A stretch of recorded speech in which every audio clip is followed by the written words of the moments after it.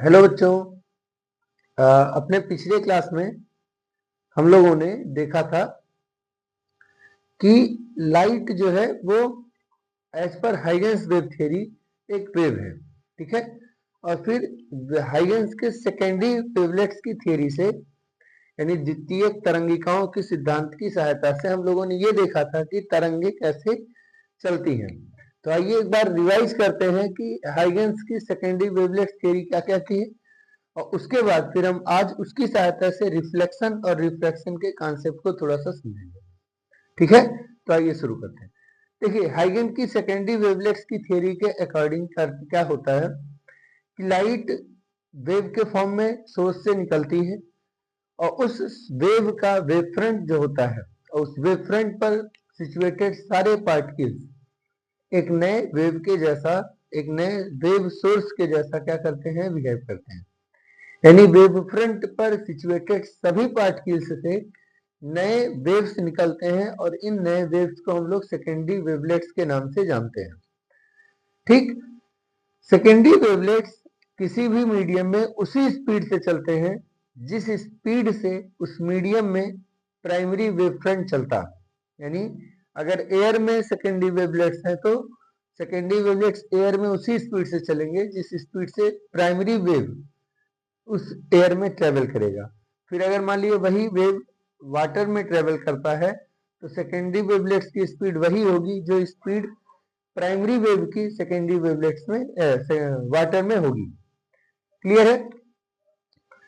अब ये दो पॉइंट हो गए। थर्ड पॉइंट क्या कहता है कि जब हम किसी भी इंस्टेंट ऑफ टाइम पर जब सेकेंडरी वेवलेट्स पर एक कॉमन टेंजेंट ड्रा करते हैं तो यही कॉमन टेंजेंट हमको प्राइमरी वेव फ्रंट का नया पोजीशन देता है, ठीक है। और एक लास्ट पॉइंट कि जब हम इन सेकेंडरी वेवलेट्स के किसी भी पॉइंट पर यानी कि किसी वेव फ्रंट पर किसी भी समय पे अगर हम क्या डालते हैं, जो टेंजेंट होगा उस टेंजेंट पर नॉर्मल डालते हैं तो नॉर्मल हमको डायरेक्शन ऑफ रेज देता है। जैसे एग्जांपल के लिए कि मान लीजिए आपके पास एक सोर्स है, ठीक। इस सोर्स से प्राइमरी वेव फ्रंट मान लीजिए आगे की डायरेक्शन में गया। अब इस प्राइमरी वेव फ्रंट के अलग अलग पार्टिकल्स हैं, ठीक। हर पार्टिकल्स से सेकेंडरी वेवलेट्स निकल रही हैं, हर पार्टिकल से, और किस डायरेक्शन में, सिर्फ फॉरवर्ड डायरेक्शन में। तो हर पार्टिकल से सेकेंडरी क्या निकल रहे हैं, वेव फ्रंट्स निकल रहे हैं। जब हम इन सेकेंडरी वेव फ्रंट्स पर टेंजेंट डालेंगे तो हमको प्राइमरी वेव का अगला पोजीशन मिलेगा, यानी ये वाला। और अगर हम किसी भी पॉइंट पे टेंजेंट वो क्या डालें, परपेंडिकुलर डालें, तो the perpendicular will give us the direction of rays, ठीक है ना। इसी को हम लोग बोलते हैं रे ऑफ लाइट। तो इस आधार पर हम लोगों ने देखा कि हाइगेन की थियरी, जो हाइगेंस वेव थियरी है, उसका इंपॉर्टेंस इसलिए ज्यादा है क्योंकि ये लॉज ऑफ रिफ्रैक्शन, रिफ्लेक्शन, इन सभी को आसानी से क्या कर सकता है, एक्सप्लेन कर सकता है। और सन 1804 में थॉमस यंग द्वारा किए गए डबल स्लिट एक्सपेरिमेंट के ऑब्जर्वेशंस को भी ये थियरी आसानी से एक्सप्लेन कर सकता है। थियरी के कोर पॉइंट्स क्या क्या हैं कि लाइट जो है लॉन्गिट्यूडिनल वेव के फॉर्म में ट्रेवल करती है। लाइट का जो कलर है वो उसके वेवलेंथ की वजह से होता है, ठीक है। और लाइट को ट्रेवल करने के लिए पूरी दुनिया में एक सर्वव्यापी माध्यम ईथर फैला हुआ है, ठीक है। अगर आपको कोई डाउट है, रिवीजन करना है, तो आप पीछे लेक्चर में जाकर के इसको देख सकते हैं। आइए स्टार्ट करते हैं कि हाइगेन की थ्योरी की सहायता से हम लॉज ऑफ रिफ्रैक्शन और लॉज ऑफ रिफ्लेक्शन को कैसे एक्सप्लेन कर सकते हैं, ठीक है। तो सबसे पहले हम लोग डिस्कस करेंगे रिफ्रैक्शन के बारे में, यानी अपवर्तन के बारे में। मैं आपको इसका एक सिर्फ और सिर्फ एक्सप्लेनेशन वाला कॉन्सेप्ट समझा रहा हूं। लिखना कैसे है, हिंदी मीडियम या इंग्लिश मीडियम में, दोनों में, या आप हमसे नोट्स से प्राप्त कर सकते हैं। नोट्स के लिए मैंने पिछले लेक्चर में अपना नंबर दिया था, ठीक है, वहां से आप प्राप्त कर सकते हैं। देखिए, या कमेंट बॉक्स में आप हमको बताएंगे तो मैं फिर से आपको अपना नंबर दे दूंगा। रिफ्रैक्शन में देखिए क्या होता है। मान लीजिए कि कोई प्लेन वेव फ्रंट आ रही है। कौन सी वेव फ्रंट आ रही है, ऐसे प्लेन वेव फ्रंट आ रही है, ठीक क्या आ रही है, प्लेन वेव फ्रंट आ रही है, प्लेन वेव फ्रंट आ रही है। दूर से आने वाली सभी वेव फ्रंट हमेशा कैसी होंगी, प्लेन होंगी। तो मान लीजिए ऐसी कोई प्लेन वेव फ्रंट आ रही है, ये वेव फ्रंट का एक हिस्सा है ए और एक हिस्सा है बी, बीच में कुछ और भी मान लेंगे। अब मान लीजिए ये वेव फ्रंट किसी इंटरफेस पर पड़ी, क्या पड़ी, कहां पड़ी, इंटरफेस पर पड़ी, ठीक है। यहाँ है मीडियम 1 और यहाँ है मीडियम 2। मीडियम 1 में लाइट का स्पीड है मान लीजिए v1 और मीडियम 2 में लाइट का स्पीड है मान लीजिए v2, और हम मान लेते हैं कि v1 is more than v2, ठीक है, क्लियर है। अब जब लाइट आ रही थी नॉर्मल ऐसे, तो इस लाइट के वेव फ्रंट का पहला हिस्सा यानी ए वाला हिस्सा कहां पड़ा, इंटरफेस पर, और जब ए वाला हिस्सा इंटरफेस पर पड़ा तो बी वाला हिस्सा अभी यहां है, कुछ दूरी पर है। क्लियर है, बात समझ में आई। अब देखिए ध्यान से, अगर आपको पता है कि अगर कोई वेव फ्रंट ऐसे आ रही है तो वेव फ्रंट पर डाला गया नॉर्मल हमको क्या देगा, डायरेक्शन ऑफ रे देगा। तो अगर हम रे का डायरेक्शन बना दें तो रे का डायरेक्शन कुछ इस तरीके से बनेगा, ठीक है। आप जब भी बनाएंगे स्केल की सहायता से बनाएंगे, यानी ये हमारा रे का डायरेक्शन है, डायरेक्शन ऑफ इंसिडेंट रे, ठीक है। यानी ए पॉइंट पर लाइट की वेवफ्रंट पड़ी है। अब इसमें हम एक हिस्सा और बना ले रहे हैं, मान लीजिए सी भी बना दे रहे हैं, तो यहाँ भी रहेगा सी, यहाँ भी रहेगा ए, यहाँ भी रहेगा, इसका एक हिस्सा सी भी बना दे रहे हैं, सिर्फ समझने के लिए। अब देखिए जब ये वेवफ्रंट ऐसे आ रही थी तो सबसे पहले ये वाला हिस्सा पड़ा, ए वाला पड़ा इंटरफेस पर। जब ये वाला हिस्सा इंटरफेस पर पड़ा तो ये पॉइंट ऑफ इंसिडेंस हो गया, यहां हो गया नॉर्मल, यहां हो गया क्या, नॉर्मल। नॉर्मल और इंसिडेंट रे की डायरेक्शन के बीच में जो बना वाला कोण है उसको क्या बोलते हैं, एंगल ऑफ इंसिडेंस, मान लीजिए आई बोलते हैं। क्लियर है ये बात, समझ में आई। अब देखिए अगर ये आई है तो ये कितना होगा 90 माइनस आई, क्योंकि वेव फ्रंट और रे आपस में नॉर्मल होते हैं। और अगर ये 90 माइनस आई है तो ये कितना होगा, आई वाला एंगल होगा, क्यों, क्योंकि ये वाला इस सरफेस के परपेंडिकुलर होगा, यानी ये एंगल हमारा क्या है, एंगल ऑफ इंसिडेंस है, ठीक है, क्लियर है। अब देखिए जिस समय वेव फ्रंट का ए पोर्शन इंटरफेस को हिट करता है उस समय वेव फ्रंट का दूसरा पोर्शन यानी आउटर पोर्शन कहां है, बी पर है, क्लियर। अब बी से इसको यहां आने में कुछ टाइम लगेगा, क्लियर हुआ, कुछ टाइम लगेगा। तो मान लीजिए बी से इसको इस पॉइंट यानी से बी डैश पर आने में क्या लग रहा है, कुछ टाइम लग रहा है। तो लिखिए let B takes T time to reach B dash, ठीक। अगर ऐसा है तो बी से बी डैश की दूरी कितनी होगी, यानी बी डैश की दूरी कितनी होगी, ठीक है। तो सिंपल सी बात है, इस फर्स्ट मीडियम में लाइट किस स्पीड से ट्रेवल कर रही है, v1 स्पीड से। कितने देर के लिए ट्रेवल कर रही है, t स्पीड से।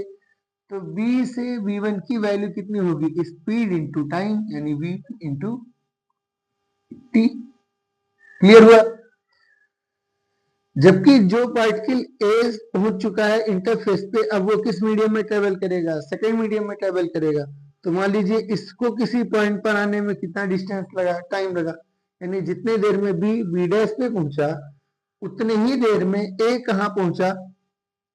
तो ऑब्वियस सी बात है, मान लीजिए ए कहीं पहुंच जाएगा किसी पॉइंट ए डैश पर, तो ए से ए डैश की दूरी कितनी होगी, v2 इंटू टी, होगी कि नहीं होगी, क्यों, क्योंकि b से b डैश वाला v1 मीडियम में ट्रेवल करेगा और a से a डैश वाला सेकेंड मीडियम में ट्रेवल करेगा, क्योंकि रिफ्रैक्शन ऑफ लाइट हो रहा है। इतना क्लियर है। अब आइए सी पॉइंट पर, सी पॉइंट वाला कुछ देर तक तो फर्स्ट मीडियम में ट्रेवल करेगा, क्लियर, और फिर कुछ देर के बाद वो किस मीडियम में ट्रेवल करेगा, सेकेंड मीडियम में ट्रेवल करेगा। इसमें कोई प्रॉब्लम नहीं है ना। अब देखिए टाइम सेम है बट B1 क्या है, ज्यादा है B2 से। अगर B1 ज्यादा है B2 से तो ऑब्वियस सी बात है V1T ज्यादा होगा V2T से। इसका मतलब है कि when we will try to find the new position, हम क्या करेंगे, as per Huygens wave theory हम क्या करेंगे, नॉर्मल सेकेंडरी वेवलेट ड्रा करेंगे। तो B को बेस मानते हुए, B को सेंटर मानते हुए V1T रेडियस का, B को सेंटर मानते हुए V1T रेडियस का एक सेकेंडरी वेवलेट्स ड्रा करते हैं जो यहां से पास होगा। क्लियर है? क्योंकि लॉ कहता है कि जिस स्पीड से प्राइमरी वेव फ्रंट ट्रेवल करता है उसी स्पीड से सेकेंडरी वेव फ्रंट भी ट्रेवल करता है। तो दो जितने देर में प्राइमरी वेव फ्रंट इतना डिस्टेंस ट्रेवल करेगा सेकेंडरी वेव फ्रंट भी उतना ही डिस्टेंस ट्रेवल करेगा। तो बी से यहां तक का डिस्टेंस कितना हो गया, V1 इंटू टी। क्लियर है? और सेकेंड सरफेस मानी जो ए वाला पॉइंट है, ए वाला पॉइंट उतने ही दूरी में कितना डिस्टेंस ट्रेवल करेगा, V2 इंटू टी। और V2 into T V1 into T से कम है तो हम मान लीजिए कि कुछ ऐसा ट्रेवल कर रहा है। ठीक, यहां वाला डिस्टेंस भी कुछ इसी तरीके से ट्रेवल करेगा। पर दो टेंजेंट्स हम क्लियर कंसीडर कर रहे हैं। बात समझ में आई? अब क्या करेंगे, बी से नॉर्मल टेंजेंट ड्रा करेंगे। यहां क्या करेंगे, यहां से नॉर्मल टेंजेंट ड्रा करेंगे इस पॉइंट पर।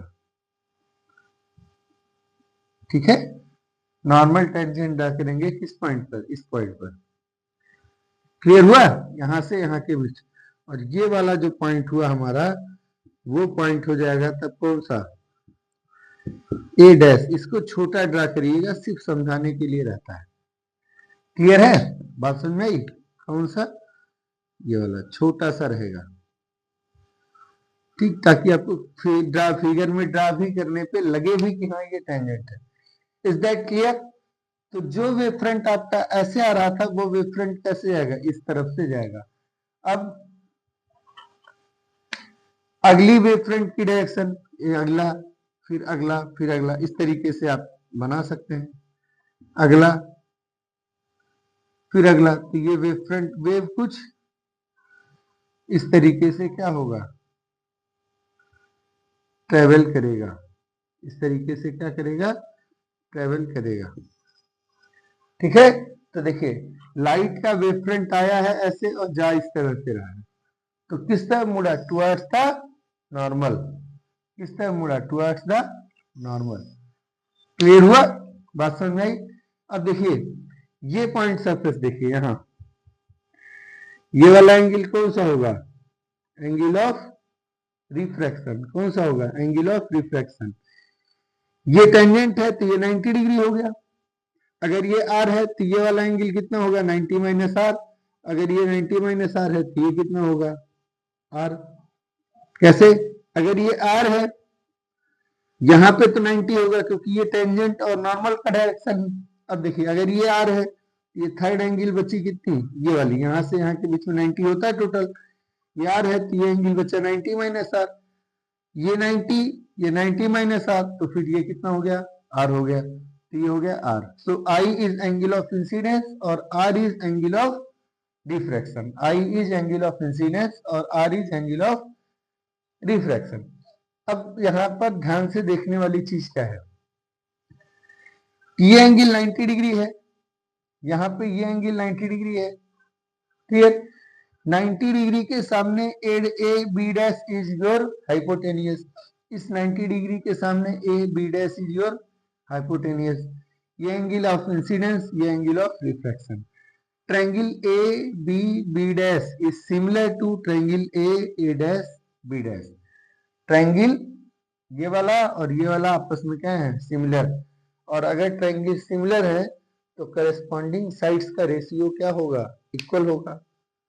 करेस्पॉन्डिंग साइड्स का रेशियो क्या होगा, इक्वल होगा। और अगर वहां से ना भी कंसीडर करें तो इस वाले फिगर से कुछ नहीं, सिमिलरिटी सोचना ही नहीं है। इस वाले फिगर से आप निकालिए साइन आई की वैल्यू।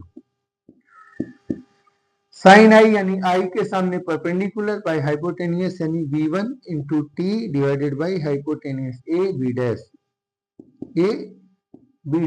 क्लियर। और यहां से इस ट्रायंगल से निकालिए आर के सामने परपेंडिकुलर, तो साइन आर। अब कहेंगे सर साइन ही क्यों निकाले, क्योंकि स्नेल्स लॉ ढूंढ रहे हैं। So v2 into T divided by A B dash, ठीक हो गया। अगर हम इन दोनों को आपस में डिवाइड कर दें तो हमारे पास आ जाएगा sine I by sine are is equal to A B dash cancel b1t by b2t, क्या आएगा b1t by b2t, b1t by b2t, b1t by b2t, ठीक। और हम लोग जानते हैं कि refractive index of medium 2 with respect to medium 1 होता है n2 बाई n1 और ये इक्वल होता है v1 बाई v2 के। और ये refractive index of 2 with respect to medium 1 is equal to होता है स्नेल्स लॉ के according sine I by sine r के।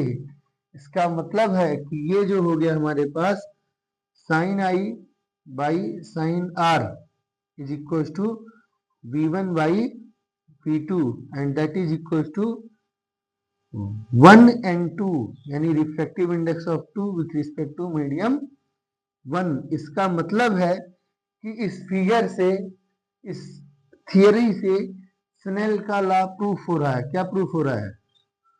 स्नेल्स लॉ प्रूफ हो रहा है। ये क्या प्रूफ हो रहा है? स्नेल्स लॉ प्रूफ हो रहा है। यानी रिफ्लेक्शन के दो लॉज में से एक लॉ डिराइव हो रहा है। अब देखिए सेकेंड लॉ क्या, फर्स्ट लॉ क्या था? Incident ray and reflected ray both and the normal lies in same plane. Figure में क्लियर है कि प्लेन ऐसे आया है तो उसका नॉर्मल इस तरीके से आएगा, फिर ये प्लेन जाएगा इस तरह से तो उसका नॉर्मल भी इसी तरह से जाएगा, और ये इंटरफेस का नॉर्मल है। तो incident ray, normal and the refracted ray are lying in the same plane. So since the incident ray, refracted ray and the normal lies in same plane, यानी आपतित किरण, अपवर्तित किरण और अभिलंब तीनों एक ही तल में है और स्नेल का नियम डिराइव हो रहा है। इसका मतलब है कि लॉज ऑफ रिफ्रैक्शन क्या हो गया? प्रूफ हो गया। अब आपको एग्जैक्टली लिखना कैसे है ये तो समझने के लिए हो गया। सिर्फ दो पॉइंट ध्यान रखना है कि B से B डैश हमको रेडियस खींचना है, A से A डैश हमको रेडियस खींचना है और कॉमन टेंजेंट मिला देना।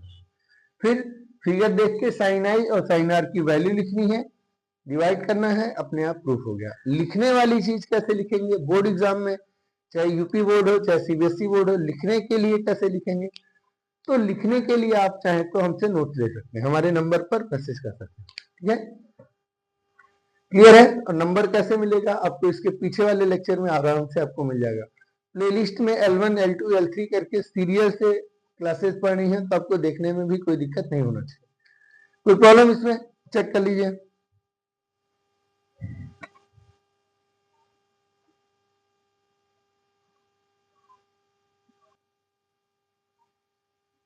अब आते हैं हम लोग रिफ्लेक्शन को प्रूफ करने के लिए।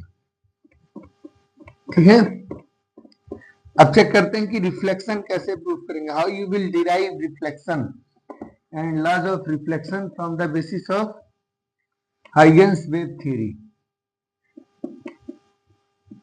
हाइगेन की वेव थ्योरी से रिफ्लेक्शन के लॉज कैसे डिराइव करेंगे, इन तक बने रहिए। हम आपको एक नया डिफिनेशन समझाएंगे जिसे कहते हैं ऑप्टिकल लेंथ, ऑप्टिकल पाथ। तो अब हम पढ़ेंगे परावर्तन यानी रिफ्लेक्शन ऑफ लाइट। हम लोग जानते हैं कि जब लाइट किसी मीडियम में इंटर करता है, अगर वो अपारदर्शी माध्यम है, अगर वो ओपेक सरफेस है, तो वो लाइट क्या होगा? स्मूथ सरफेस से या किसी सरफेस से रिफ्लेक्ट कर जाता है। इस फेनोमेनन को बोलते हैं रिफ्लेक्शन, यानी लाइट सेम मीडियम में ट्रेवल कर जाता है। तो देखिए मान लीजिए कि एक वेव फ्रंट आ रही है प्लेन इस तरीके से। ठीक, प्लेन वेव फ्रंट कैसे बनाएंगे? तो आप उसको इसका डायरेक्शन से बना सकते हैं ऐसे। ठीक, तो मान लीजिए एक प्लेन वेव फ्रंट आ रही है, कुछ देर बाद इसका वेव फ्रंट ड्रा किया हुआ है। ठीक है, मान लीजिए कुछ देर बाद यहाँ पहुंच गया। ठीक, और अब इसको ले लेते हैं कि ये इंटरफेस पर पहुंच गया। कहाँ पहुंच गया? इंटरफेस पर पहुंच गया। ये आपका इंटरफेस हो गया। ये क्या है? इंटरफेस है।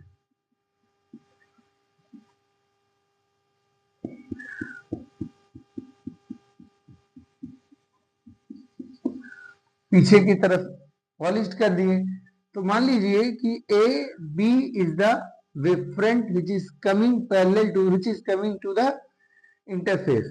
जब ए वाला ट्रेवल करके पहले यहाँ पहुंचा तो उतने ही देर में बी वाला यहाँ पहुंच गया। यहाँ से यहाँ तक की दूरी बराबर है। फिर आगे ये वाला यहाँ पहुंच गया, उतने ही देर में ये वाला यहाँ पहुंच गया। तो मान लीजिए कि अभी इस वेव फ्रंट का ये वाला हिस्सा है ए पर, उस समय ये वाला हिस्सा कहाँ है? बी पर। ठीक, ये चूंकि इंटरफेस पर आ चुका है, ये वाली रे आपकी नॉर्मल है, ये वाली रे आपकी क्या है? रेज है। और ये लाइन क्या है? नॉर्मल टू द सरफेस है। नॉर्मल टू द सरफेस और रे ऑफ इंसिडेंट्स के बीच में कितना एंगल बनेगा? एंगल ऑफ इंसिडेंस आई। ये वाला सर्फ लाइन जो है वो नॉर्मल रे की लाइट है और ये वाला वेव फ्रंट है, तो वेव फ्रंट के परपेंडिकुलर रे होता है। तो अगर ये आई है तो ये वाला एंगल हुआ 90 माइनस आई। अगर ये 90 माइनस आई है तो इस एक्सिस, इस वाले और इस सरफेस के बीच, यानी इस सरफेस और नॉर्मल के बीच 90 डिग्री एंगल होगा। ये 90 माइनस आई है तो ये कितना हो गया? आई हो गया। क्लियर है? ये बात समझ में आई? इतना इधर का क्लियर है। अब देखिए, ए का सरफेस जब ए पर है तो उसी वेव फ्रंट का दूसरा हिस्सा कहाँ है? बी पर। जब ए वाला हिस्सा यहाँ टच कर गया है तो उसी वेव फ्रंट का सेकंड पोर्शन यानी बी कहाँ है? यहाँ है। तो थर्ड पोर्शन सी यहाँ होगा। और कोई पॉइंट ले तो वो यहाँ होगा, और कोई पॉइंट ले तो यहाँ होगा। अलग अलग पॉइंट कंसीडर कर सकते हैं। क्लियर है यहाँ तक? अब हाइगेंस के सेकेंडरी वेवलेट्स की थियरी के अकॉर्डिंग इस वेव फ्रंट पर सिचुएटेड सभी पार्टिकल्स एक नए वेव फ्रंट के जैसा बिहेव करेंगे, यानी नए वेव फ्रंट के सोर्स के जैसा बिहेव करेंगे। इसका अर्थ है, इसका मतलब है कि ए से एक नया सेकेंडरी वेवलेट निकलेगा, इसी तरीके से बी से भी एक नया सेकेंडरी वेवलेट निकलेगा, इसी तरीके से इस पॉइंट से निकलेगा, इस पॉइंट से निकलेगा, इस पॉइंट से निकलेगा, सभी पॉइंट से निकलेंगे। हम दो सरफेसेस को कंसीडर करेंगे, एक जो बी से निकलेगा और एक जो ए से निकलेगा। एक जो बी से निकलेगा और एक जो ए से निकलेगा। ठीक, तो मान लेते हैं let B takes time T, takes time T to reach at B dash. B dash पे आने में, बी से बी डैश यानी इस सरफेस तक आने में टाइम कितना लगा? टी लगा। तो बी से बी डैश की वैल्यू कितनी हो गई? बी से बी डैश की वैल्यू हो जाएगी velocity of light in this medium into T. हो गया? क्लियर है? अब सेकेंडरी वेवलेट्स की थ्योरी कहती है कि वेव फ्रंट के हर पार्टिकल एक नए सोर्स के जैसा बिहेव करेंगे। तो एक पार्टिकल है ए पर, एक पार्टिकल है बी पर, वैसे कई सारे हैं, दो को कंसीडर कर रहे हैं। तो जो पार्टिकल बी पर है वो एक सेकेंडरी वेवलेट देगा। क्लियर है? और जो पार्टिकल ए पर थे वो भी एक सेकेंडरी वेवलेट देगा। जो ए पर है वो भी एक सेकेंडरी वेवलेट देगा, जो बी पर है वो भी एक सेकेंडरी वेवलेट देगा। तो जो बी पर है वो कितने रेडियस का वेव फ्रंट देगा? तो टी टाइम में उसका रेडियस हो जाएगा v इंटू टी। तो जो ए पर है वो भी कितने रेडियस का वेव फ्रंट देगा? सिंपल सी बात है, यही v इंटू टी के रेडियस का। तो क्या करेंगे, b को सेंटर मान के, b को क्या मान के, b को सेंटर मानकर, ठीक, v इंटू टी रेडियस का आर्क खींचेंगे। रेडियस का क्या करेंगे? आर्क खींचेंगे। सिमिलरली ए को सेंटर, मतलब बी को, ठीक से ए को सेंटर मानकर v इंटू टी रेडियस का आर्क ड्रा करेंगे। ठीक है? अब जब आर्क ड्रा करेंगे तो बी वाला आर्क कहाँ आएगा, यहाँ आएगा कुछ, और ए वाला आर्क कहाँ जाएगा, तो सिंपल सी तो इस मीडियम में जाएगा, नहीं तो इस मीडियम में जाएगा, और दोनों को मिला देंगे। Is that clear? एक बार देख लीजिए इतना।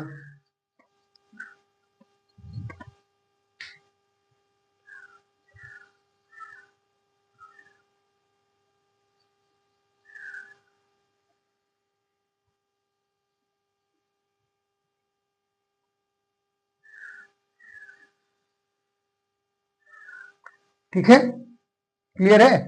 तो इतनी जितनी दूरी ये है,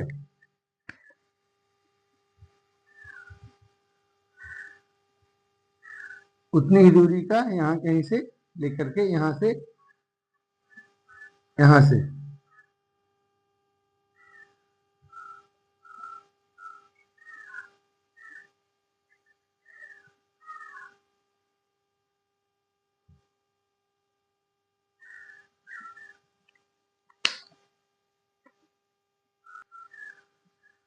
ठीक है। देखिए इसी चीज को फिर से एक बार समझ लेते हैं। फिगर बनाना आपके लिए डिफिकल्ट होता है, जनरली ऐसा होता है कि फिगर नहीं बनता, फिगर बच्चे परेशान होते हैं। तो मैं आपको एक बार फिर से पूरा फिगर समझा दे रहा हूँ। तो मान लीजिए क्या करिए, इंटरफेस बना लीजिए,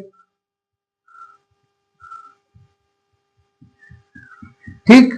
अब एक कोई वेव फ्रंट ले लीजिए इस तरीके से,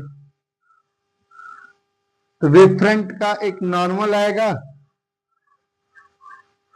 मान लीजिए इस तरीके से नॉर्मल होगा, ठीक। इस वेव फ्रंट का दूसरा हिस्सा कहाँ है, यहाँ है ना।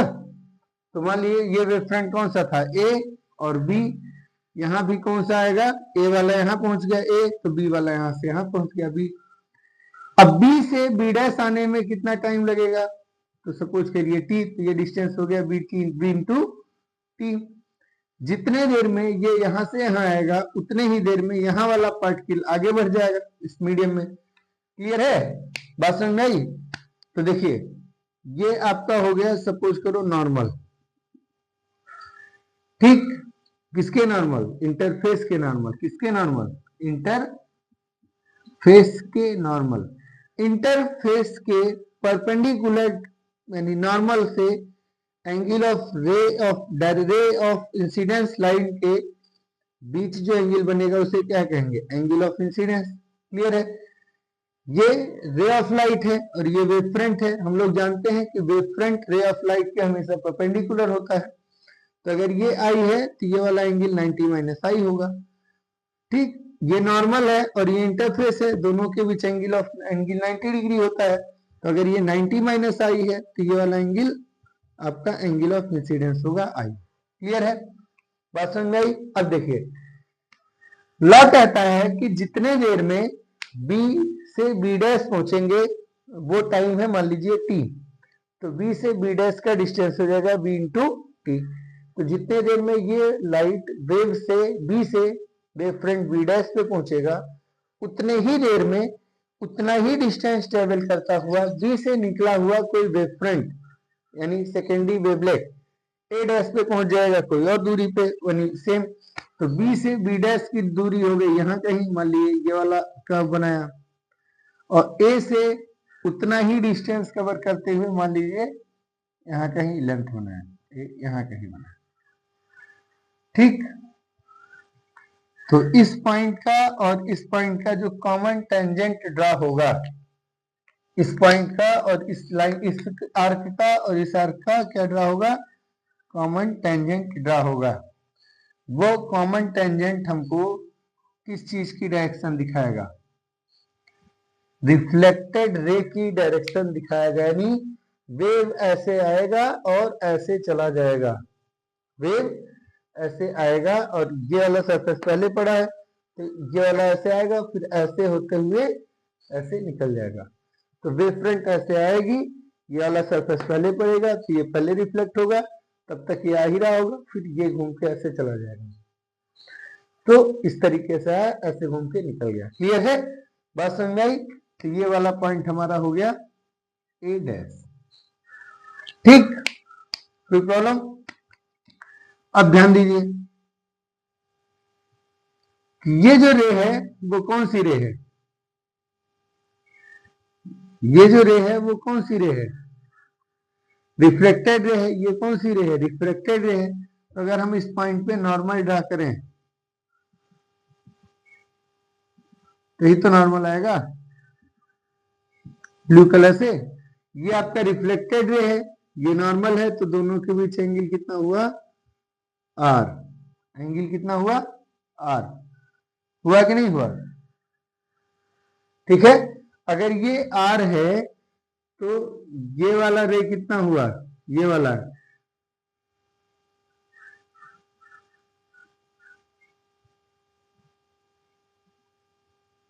ये हुआ 90 माइनस आर। ठीक। अगर ये 90 माइनस आर है तो ये पूरा कितना होगा? आर होगा। चेक कर लीजिएगा। ठीक है। ये आर है रिफ्लेक्टेड रे और नॉर्मल के बीच का एंगल। वेव फ्रंट और रिफ्लेक्टेड रे के बीच एंगल 90, मतलब वेव फ्रंट और रिफ्लेक्टेड रे के बीच एंगल 90 डिग्री। तो ये हो गया 90 माइनस आई। अगर ये 90 माइनस आई है, ये सॉरी 90 माइनस आर, तो ये हो गया are.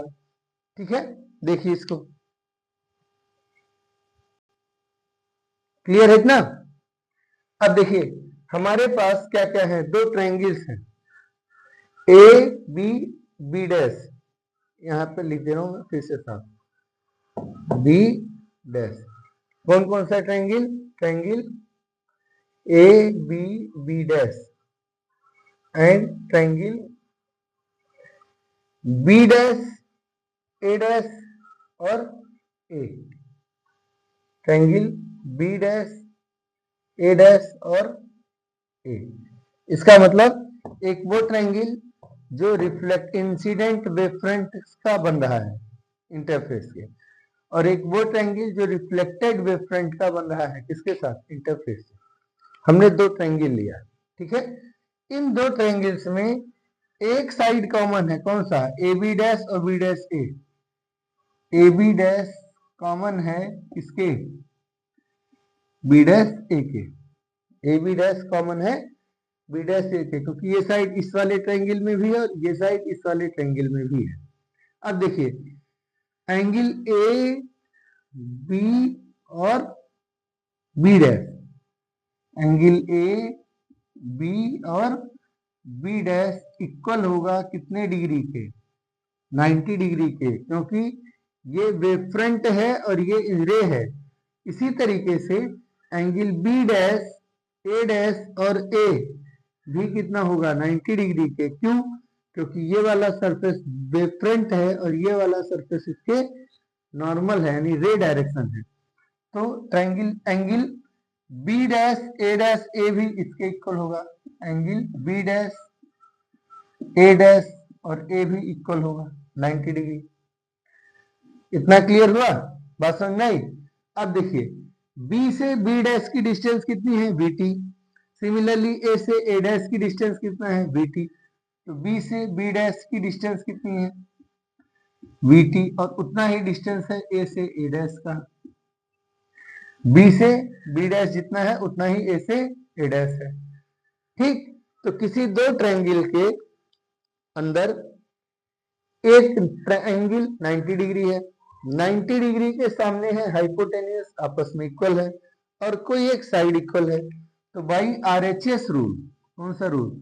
By RHS rule of congruency, RHS rule of congruency triangle A B B dash, A B B dash, A B B dash और बी डैश ए बी और B dash. ठीक। तो B dash A dash और A angle B dash.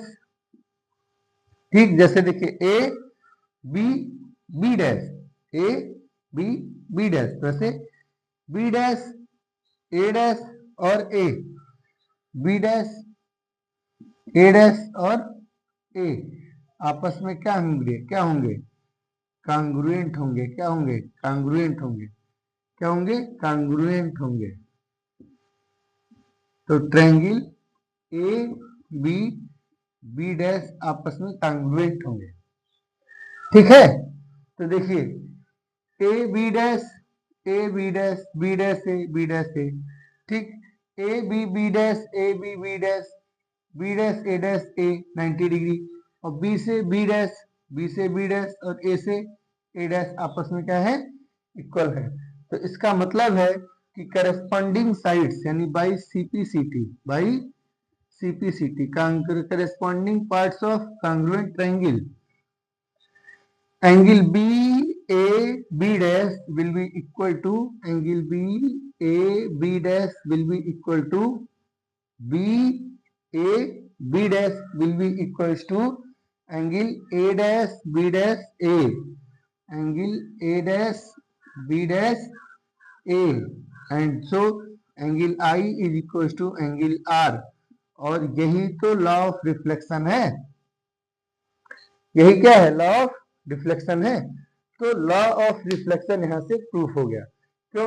Incident ray, normal रे, incident ray, reflected ray and normal all are lying in the same plane and angle of incidence is equal to angle of refraction. तो इस तरीके से laws of reflection भी Huygens के theory से, wave theory से proof कर सकते हैं। अगर आपको इमेज बनाने में दिक्कत हो रही होगी तो आप फिगर से देख करके इसको थोड़ा सा और समझ लीजिएगा। नोट्स में बहुत क्लियरली मेंशन किया हुआ है, आपको प्रॉब्लम नहीं है। हैंड रिटन नोट्स है, हमारा खुद का लिखवाया हुआ नोट्स है, ठीक है। चलिए देखिए, इस तरीके से हमने दोनों थ्योरी यानी लॉज ऑफ रिफ्लेक्शन और लॉज ऑफ रिफ्रैक्शन दोनों को हाइगन के वेव थ्योरी के अकॉर्डिंगली प्रूफ कर लिया, बिना किसी एक दूसरे की बात को काटे हुए। जैसा कि न्यूटन की वेवलेट्स थ्योरी, कार्पस्कुलर थ्योरी में एक दूसरे से कट रहा था। न्यूटन के कार्पस्कुलर थ्योरी के हिसाब से रिफ्लेक्शन के टाइम पे यानी परावर्तन के टाइम पर तो रिपल्सिव फोर्स लग रहा था, जबकि रिफ्रैक्शन के टाइम पर रेयर टू डेंसर मीडियम के केस में अट्रैक्शन लग रहा था, और इसी वजह से स्टेटमेंट्स आपस में कंट्राडिक्ट कर रहे थे, जबकि यहाँ इस तरह का कोई भी कंट्राडिक्शन नहीं है। पूरी थ्योरी में एक ही पॉइंट इंपॉर्टेंट है कि जब आपको वेव फ्रंट जहां के बाद निकालना होगा वहां आप दोनों पॉइंट्स से नए सेकेंडरी वेवलेट्स डालेंगे, और सेकेंडरी वेवलेट्स का कॉमन टेंजेंट हमको नया पोजीशन देगा। जैसे जब पार्टिकल ए बी पर पहुंचा है वेव, तो बी से सेकेंडरी वेवलेट्स डाले और ए से सेकेंडरी वेवलेट्स डाले, दोनों को मिला दिया आपस, ठीक है ना। क्लियर है? तो ये आपका फिगर हो गया। अगर और क्लियरली समझना है तो आप नोट्स से भी देख सकते हैं। तब भी अगर समझ में नहीं आएगा तो कमेंट बॉक्स में हमें जरूर बताइएगा, हम आपको फिर से इस पर फ्रेश वीडियो बना देंगे, ठीक है।